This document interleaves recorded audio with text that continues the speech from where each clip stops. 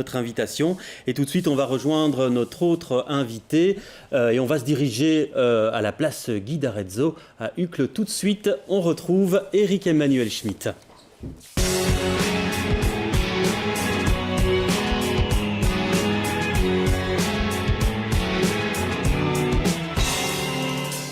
Bonjour Éric Emmanuel Schmitt, bonjour. Vous allez bien? Vous n'avez pas eu trop de bouchons pour venir jusqu'ici? Tout s'est bien passé? Je ne les ai pas vus, j'écoutais de la musique. Ah ben formidable, voilà. Formidable, ne pas avoir les bouchons. Alors vous venez nous voir avec ça, une grosse brique, 730 pages. Qu'est-ce qui vous a pris d'écrire un si gros bouquin? Ah mais j'ai fait court. J'ai fait court parce que le sujet, ce sont les relations amoureuses. Ouais. Alors finalement, 730 pages, j'ai été concis. Parce que j'ai lu que vous l'écrivez depuis 7 ans, ce bouquin. C'est exact, ça, ou pas? Non, je le compose dans ma tête depuis 7 ans. Parce qu'effectivement, je voulais vraiment faire un roman encyclopédique sur les différentes façons de s'aimer, de s'approcher, de se toucher, de se repousser, enfin, la relation amoureuse. Et donc, évidemment, tout m'inspirait. Et puis voilà, et puis l'année dernière, je me suis assis et j'ai écrit le livre. Mais il a d'abord vécu 7 ans dans ma tête. Et donc, il vit 7 ans dans votre tête, et puis vous asseyez, puis alors ça coule de source, voilà, oui. Vous raturez pas beaucoup, généralement... Je corrige beaucoup parce que je traque la répétition, je traque la syntaxe qui se répète, mais ça, oui, je devrais dire que c'est très difficile, que c'est très compliqué. Non.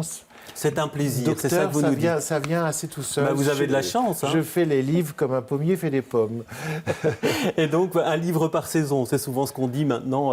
Oui. C'est un peu votre cas, hein, finalement, parfois combien plus, vous êtes prolifique. Oui. Et là, en fait, il y a toute une galerie de portraits, il y a une trentaine de personnages, il y a tellement de gens qu'il vous faut 150 pages pour vous présenter. Il faut 150 pages pour présenter tous les personnages. Oui. Pourquoi autant de gens, en fait? Parce que... je voulais vraiment montrer... Enfin, la base du livre, c'est quoi? C'est la place d'Arezzo. Ouais. Les habitants, ils ont en commun deux choses. Ils habitent autour de cette place où il y a des perroquets et des perruches, et ils reçoivent un matin une lettre anonyme. Voilà, on les a, les perruches, regardez-les. Voilà. On les a dans nos archives. Et alors, le point commun, c'est que cette lettre, c'est une lettre d'amour anonyme. Et le roman va être... la réaction de tous ces personnages à cette lettre d'amour anonyme. Alors au début, on va croire qu'ils sont tous séparés, parce qu'ils sont chacun dans leur appartement ou leur maison, mais plus on va avancer dans le roman, plus on va se rendre compte que tous ces êtres sont liés et que tous les destins de ces gens sont liés. Oui. Et alors, tant de personnages, parce que je voulais montrer toutes les manières d'aimer. Parce qu'en même temps, pourquoi le sexe, en fait? Qu'est-ce que, selon vous, ça révèle des gens, en fait, le sexe? Parce que là, ce qu'on se rend compte, c'est que les gens ne sont pas du tout ce qu'ils sont, ou ce qu'ils montrent en tout cas. Bien sûr, le sexe est souvent secret, ou le sexe est souvent inavoué, ou le sexe est parfois la vérité d'une personne, puis parfois quelque chose de pas important pour une personne. Je voulais montrer comment c'est difficile d'articuler parfois l'amour et la sexualité. Il y a des gens qui aiment bien quand il n'y a pas de sexualité. Par exemple, une mère va être capable d'aimer ses enfants, un père d'aimer ses enfants, alors que le père et la mère ne sont pas capables de s'aimer parce qu'entre eux, il y a la sexualité qui a d'abord été un bonheur, mais qui n'est plus un bonheur. Donc, je voulais montrer que parfois la sexualité, c'est une façon d'approcher de l'autre, et que l'aboutissement de la sexualité, c'est parfois l'amour. Je voulais aussi montrer que parfois, la sexualité, c'est aussi ce qui empêche d'aimer, parce que la sexualité est égoïste. Oui, parce qu'effectivement, il y a un personnage d'écrivain, vous n'avez pas résisté, il y a Baptiste, en fait, écrivain, qui écrit une encyclopédie de l'amour, on croirait que c'est vous. Et alors, à un moment, il donne certaines définitions, et il dit « Amour, problème entre les humains que certains prennent comme une solution ». Ça, c'est la première définition qu'il donne de l'amour. Il y en a d'autres après. C'est vraiment comme ça que vous le considérez? Comme vous dites, dans sa définition, il y a plusieurs définitions. Oui, oui. Après, il y a égoïsme qui trouve un équilibre provisoire dans l'égoïsme d'autrui. C'est souvent ça. Souvent, une histoire d'amour réussie, c'est deux névroses qui s'accordent. Et puis, il y a faculté exceptionnelle d'intérêt pour l'autre et de désintérêt de soi. Ça, c'est le vrai amour. C'est ce dont j'essaye de parler dans ce roman, et il faut aller jusqu'au bout pour se rendre compte. C'est-à-dire, l'amour, c'est une tâche impossible, ou extraordinaire en même temps. Qu'est-ce que c'est aimer? C'est considérer que l'autre est plus important que soi. C'est aimer de façon inconditionnelle. Est-ce que vous y croyez? Parce que finalement, il y a tellement peu de vos personnages qui y croient, parce que finalement, ils se livrent à... Enfin, tout le monde, beaucoup de gens se trompent, etc. Donc, est-ce que vous y croyez, vous? Moi, c'est pas que j'y crois, c'est qu'en plus, je le vis. Mais bien sûr, je pense que l'amour est très rare. Et surtout, je pense que la plupart des gens connaissent l'amour en dehors de la sexualité ou de la relation amoureuse. Comme je vous disais tout à l'heure, des pères sont capables d'aimer inconditionnellement leurs enfants. Des mères sont capables d'aimer inconditionnellement leurs enfants. Ce qui compte, c'est le inconditionnel. C'est-à-dire, je t'aime quoi qu'il arrive. Alors souvent dans l'amour, c'est je t'aime si. Je t'aime si tu m'aimes. Je t'aime si nous faisons l'amour. Je t'aime si je suis la personne la plus importante pour toi. Je t'aime si tu me fais passer avant les autres. Je t'aime si. Est-ce que c'est de l'amour, ça, je t'aime si? Alors c'est souvent en dehors de la sexualité qu'il y a les vrais grands amours. Alors, vous jugez aucune forme, en fait, de sexualité. Oui. Et même pour le commissaire européen, en fait, qui est à l'origine d'un scandale puisqu'il est accusé de viol, à un moment donné, il publie une tribune, en fait. Alors, attention, le viol, c'est pas une forme de sexualité. Hein. Le viol, c'est une violence, c'est un meurtre. Ça, je juge. Mais il a un comportement Par contre, addictif. qu'avant, il soit libertin, ça Il me a un regarde. comportement addictif et à un moment donné, il dit l'histoire du monde regorge de libertins qui firent le bonheur de leur peuple. Préférez-vous le chaste Hitler au libre Churchill? Ah bah oui, bonne question. Moi, il y a un moment où le politiquement correct m'agace. Il y a un moment où le puritanisme américain et l'hypocrisie américaine m'agacent. C'est-à-dire dire que quelqu'un est un bon dirigeant parce qu'il est chaste ou parce qu'il ne fait l'amour qu'avec sa femme, ça me paraît d'une débilité profonde. Et donc ça, lui, c'est un clone de DSK. C'est oui, votre, mais attention. c'est lui, votre regard sur l'affaire DSK, l'histoire de ce commissaire européen? Non, c'est ce que tout le monde veut croire et c'est beaucoup plus que ça. Je me suis inspiré en partie de DSK, mais aussi de plein d'hommes politiques français que je connais, mais qui n'ont pas encore été éclaboussés par des scandales, dont je ne vous dirai pas leur nom.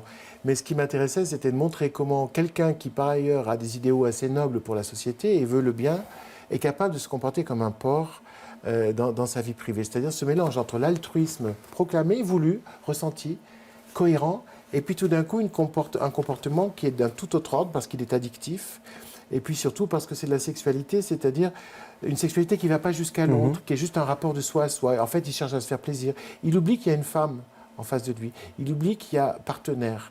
Donc, comme je voulais décrire toutes les façons, à droite ou maladroite, d'aimer et de ne pas aimer, il fallait qu'il y ait un homme politique parce qu'ils ont quand même un rapport très spécial à l'érotisme. Alors j'ai dit, il y a toutes les formes de sexualité dans votre roman. Il y a des partouzes, il y a l'amour lesbien, il y a l'amour homosexuel. Enfin, il y a toute une série de choses, le sadomasochisme. Est-ce que certains... La chasteté aussi. La chasteté, effectivement. Est-ce que certains de ces personnages vous font peur? Parce que j'ai l'impression qu'à certains moments, vous restez vous ne plongez pas dans leur psychologie profonde. Vous restez un peu en surface, parce que vous ne savez pas où ça va vous mener, comme si vous ne saviez pas. Si, j'ai pourtant, si vous avez ce sentiment, je suis un peu étonné, parce que j'ai pourtant essayé d'être adéquat avec chacun, d'être sans jugement, même quand les personnages m'emmenaient vers des zones qui sont pas du tout des zones que je fréquente.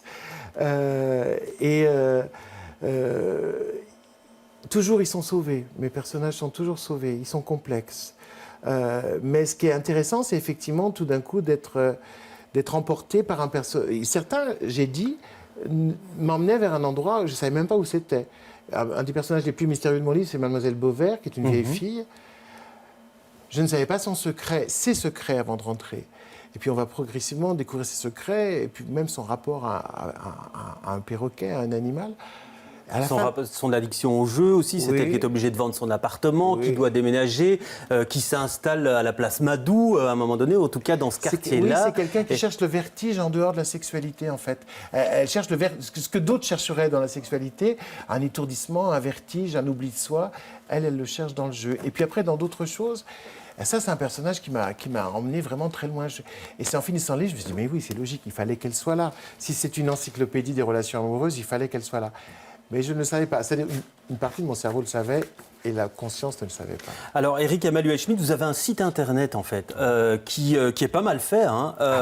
Ils seront contents quand je leur dirai. Donc, 5 langues, donc disponible en 5 langues. Donc, on peut choisir sa langue, on va le voir d'ailleurs. Et donc là, on voit en fait qu'on peut finalement... vous êtes en communication, en fait, avec tous vos lecteurs. On a toute votre actualité, etc. On peut laisser des petits messages. Qu'est-ce que vous avez reçu déjà comme message par rapport à ce bouquin-là? Ça a dû surprendre plus d'un lecteur, non? Eh bien, beaucoup moins qu'on ne croit. C'est-à-dire que beaucoup de lecteurs m'ont dit j'étais surpris pendant 150 pages. Et puis après, j'ai vu c'était du Schmitt. C'est-à-dire il y avait cette indulgence, ce regard aimant pour l'humanité et au fond une forme presque, je dis, enfin, une philosophie qui forcément est la mienne dessous, donc un humanisme qui a un regard tendre et compatissant. Ouais. Alors, il y a mais ils sont surpris souvent pendant 100 ou 150 pages. Et à la place Guy d'Arezzo, il y en a plus d'un qui a été surpris. Ah non, alors là, j'ai reçu des mots adorables de gens qui disaient merci d'avoir fait monter le prix de mon appartement de 20%. Ah oui. Donc c'est la marque Éric Emmanuel Schmitt qui va... Ça va s'arracher encore plus cher, les appartements en place d'Arezzo. Et les Français, eux, découvrent que cette place existe parce que beaucoup de gens en France ont cru que j'avais inventé cette place extraordinaire qui est une place d'Europe du Nord où il y a les tropiques, il y a la jungle, puisqu'il y a des perruches et des perroquets. Et donc là, effectivement, on peut laisser toute une série de choses. Sur votre site, on voit bien en tout cas que vous le concevez vraiment comme un instrument de dialogue avec le lecteur. C'est pas vous qui répondez en fait quand on vous envoie une petite carte. Vous avez toute une équipe qui bosse avec vous pour répondre. C'est très clairement dit. Telle personne répond pour Éric Emmanuel Schmitt. Personne ne se fait passer pour moi. Et donc, il n'y a pas un moment où vous avez envie de prendre cet instrument-là et de vous dire « Ah, cette carte-là, tiens, je vais y répondre moi-même ». Ah si, très souvent. Parce qu'il y a parfois des témoignages bouleversants. C'est-à-dire que j'ai publié certains livres qui étaient sur des sujets tellement graves comme Oscar et la Dame Rose ou même La part de l'autre, mon livre sur Hitler. Et je pense aussi avec ce livre-là que tout d'un coup, je reçois des lettres... qui sont empreintes d'une émotion et d'une réflexion très grande. Et là, bien évidemment, personne ne répond à ma place. Mais à ce moment-là, c'est écrit que c'est bien moi qui réponds. Autrement, c'est mon assistante ou mon assistant qui écrit pour moi. Mais les gens le prennent très bien parce qu'il n'y a pas de mensonge. Très bien, mais merci d'être passé chez nous. Et donc, le bouquin, donc, il est publié aux éditions Albin Michel. Et puis, vous êtes prolifique, je le disais. Il y a aussi ça. Donc, une BD Poussin Premier. Un autre oiseau. Oui, vous aimez les volatiles. Vraiment. Voilà, et ça c'est publié donc aux éditions Dupuis. Et c'est un premier exercice, pourquoi pas une première BD signée Emmanuel Schmitt. Merci en tout cas d'être venu nous dire bonjour. On se retrouve demain pour d'autres aventures. Très bonne soirée à tous.